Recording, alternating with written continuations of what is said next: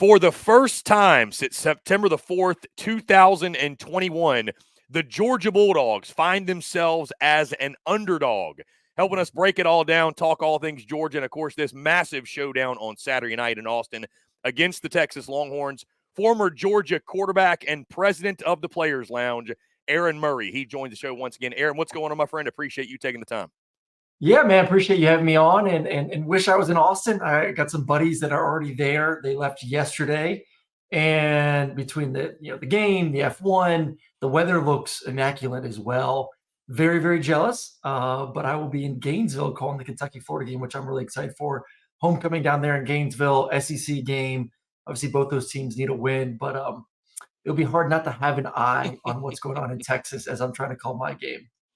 For sure. I know that you'll have an eye on it. And again, you'll go back, break down the film, talk it as you've done all season long, which, by the way, you've done a great job. It's always fun to catch your film breakdowns and get a deeper look into the game. But, Aaron, let's zero in on Georgia. I want to talk the Dogs really quickly before we get into the game against Texas. Just what you've seen to this point. Georgia sits 5-1 overall, 3-1 in conference play. Of course, the one loss comes at Alabama. Aaron, I was at that game, witnessed that in person, almost one of the greatest comebacks we've ever seen if Georgia could have completed it.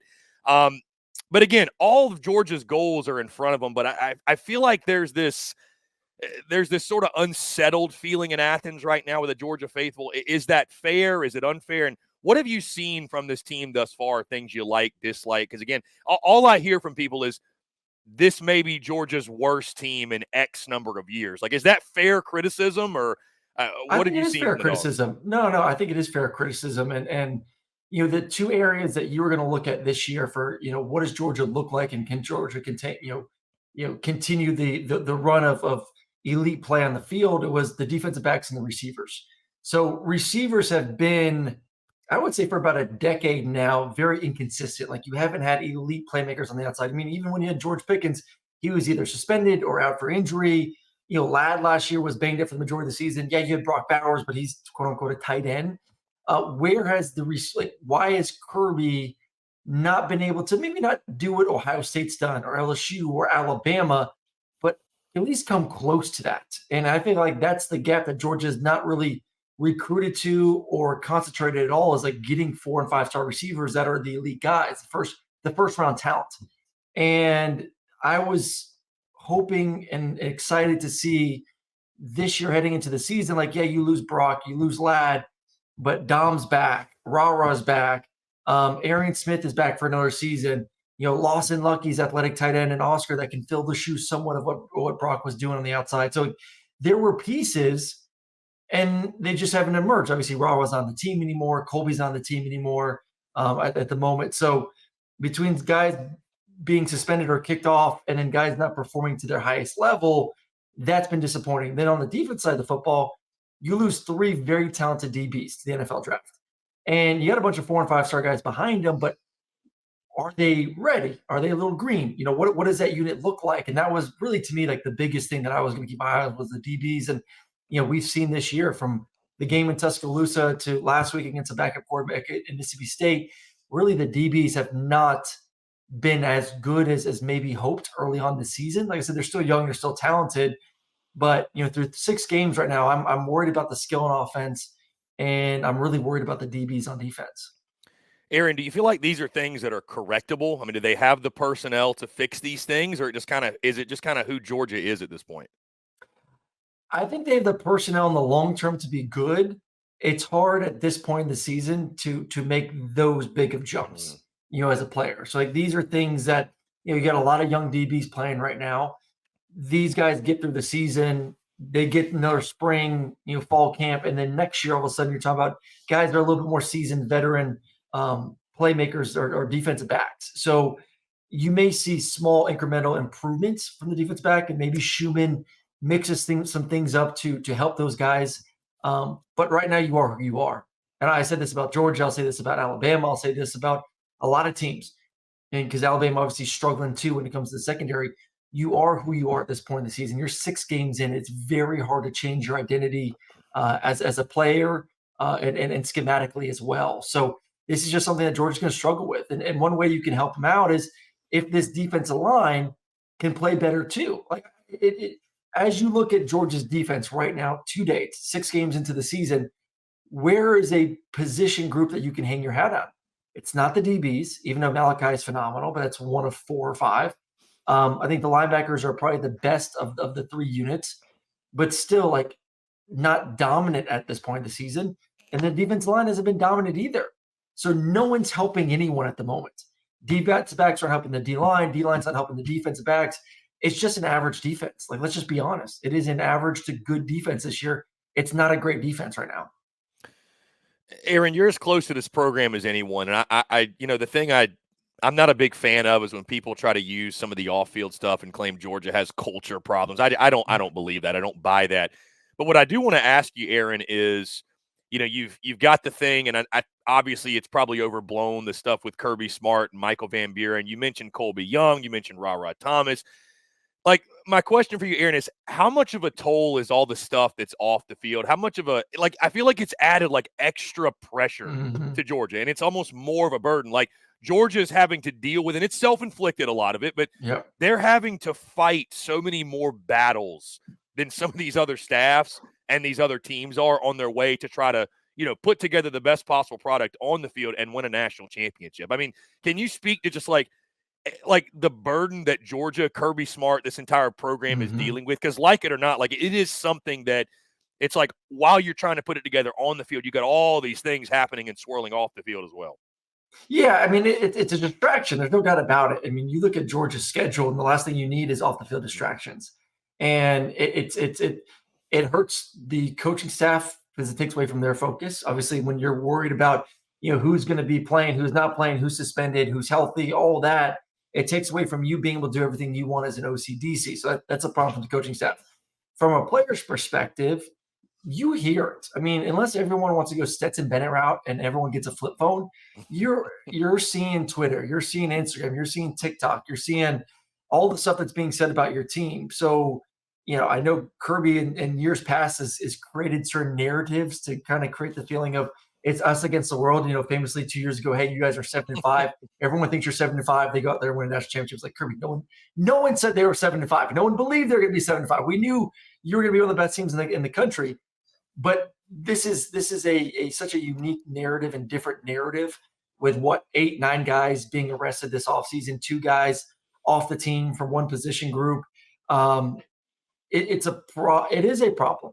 And like I said, it doesn't help that you're having to focus in each and every week to go on the road to Tuscaloosa, on the road to Austin. You're going to have to go on the road to Oxford. You have to play Tennessee in a few weeks in Sanford Stadium, then maybe an SEC championship game, and then a playoff game. So, what has the portal and NIL done? It's even at the playing field.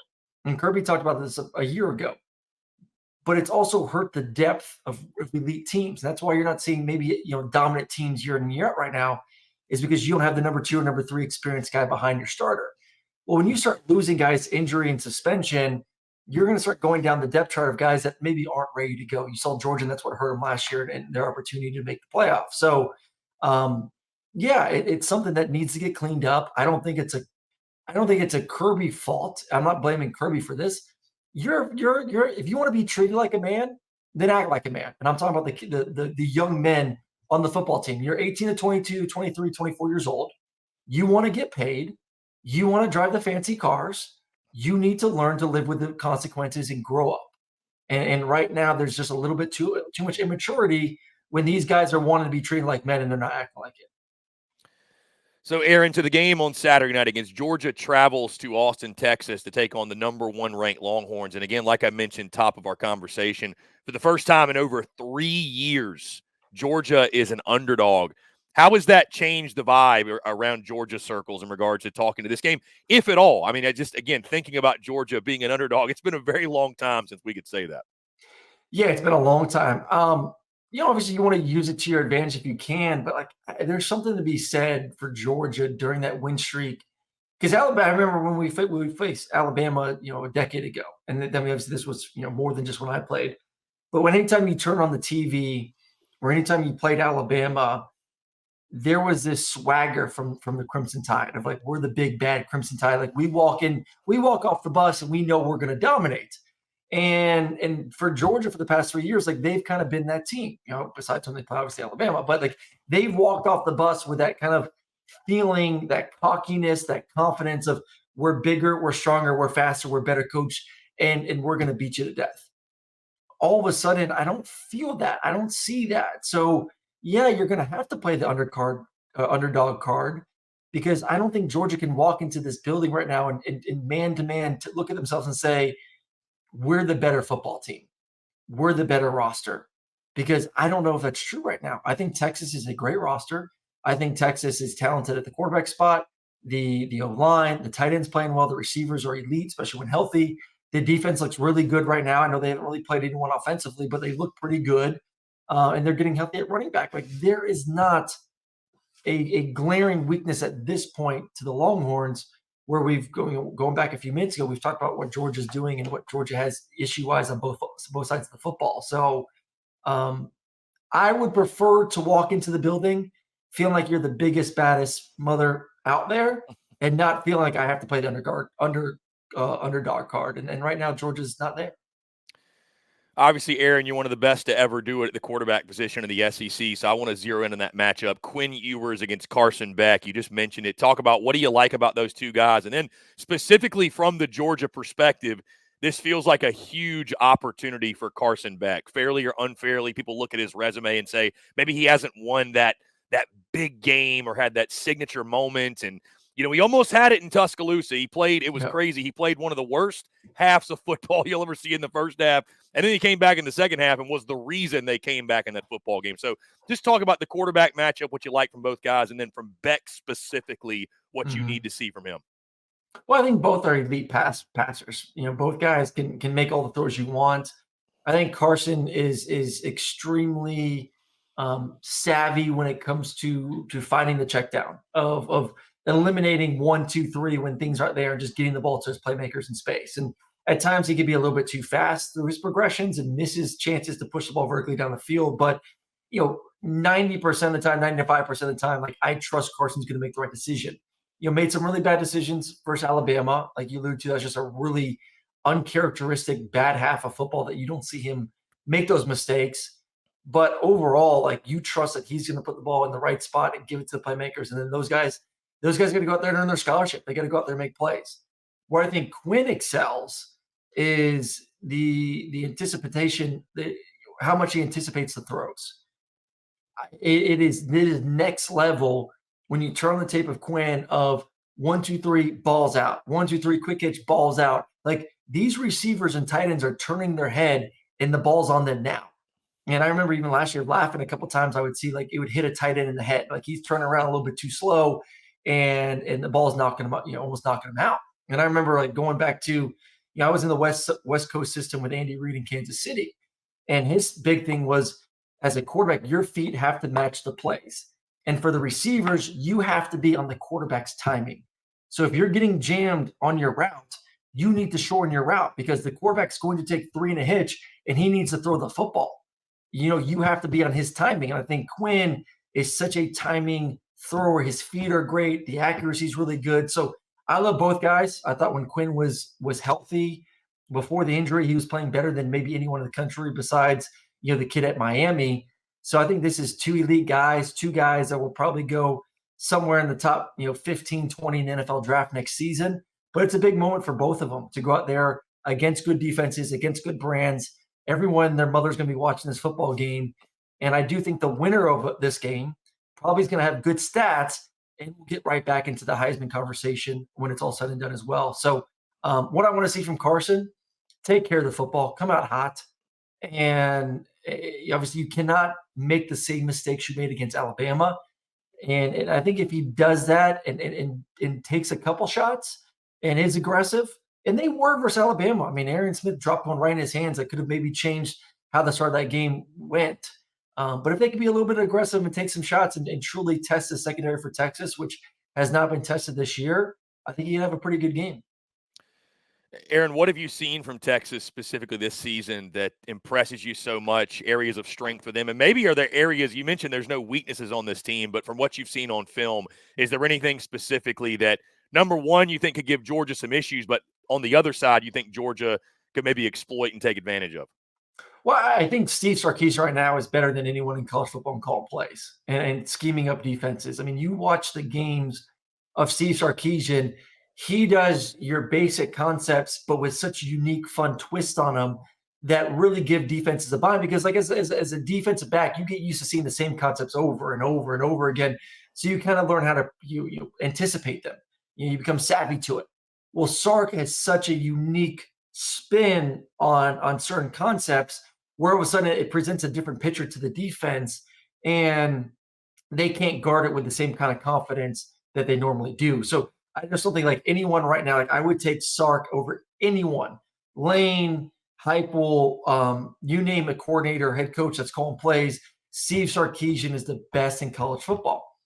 He's the best with a first-round quarterback, with maybe the best offensive line in the country, and elite playmakers on the outside. That's terrifying. The best OC in America, play caller, with that much talent on offense, going against a defense that has been shredded against the pass. So to say that Georgia fans should not be worried that Steve Sarkisian could put up 35, 40 points in this game, you're not speaking the truth. So I think that's a big worry. And like I said earlier, I think that where Georgia can take advantage maybe on offense is I think Texas has improved in the secondary. You know, they went out there and they got some good transfers and they seem like they're better, but they haven't faced a team that can throw the football. You know, Michigan can't throw the football. Mississippi State was with a backup quarterback. Obviously, we know Oklahoma is just horrendous on offense. Can Georgia maybe test the secondary? I think they can.